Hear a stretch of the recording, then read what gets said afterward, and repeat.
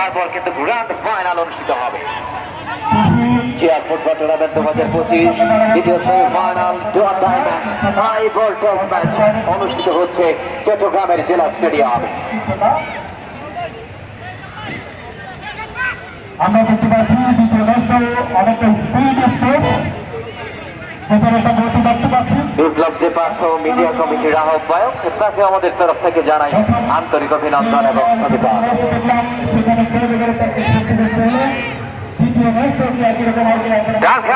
আক্রমণে হলুদ দল ডিবক্সের ভেতরে গোলের সময় সম্ভাবনা কিন্তু না, শেষ পর্যন্ত দেহের ব্যালেন্সটা তিনি ধরে রাখতে পারেননি। দারুণ একটা উত্তেজনা, দারুণ একটা উল্লাস উচ্ছ্বাস আমরা লক্ষ্য করেছিলাম। সুপ্রিয় দর্শক, দ্বিতীয়ার্ধের খেলায় গিয়ে পাশে রয়েছে আমি এলে মুরাদ।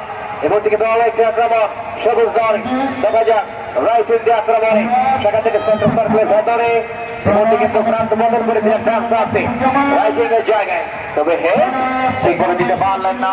বল চলে গেল আবারও সাইড লাইনের বাইরে এবং সেখান থেকে অবশ্য থ্রোইন আসবে। ফুটবল হচ্ছে গোলের খেলা এবং সেই সোনালী গোলের মাধ্যমে এখন পর্যন্ত 100 গোলের ব্যবধানে এগিয়ে রয়েছে হলুদ দল।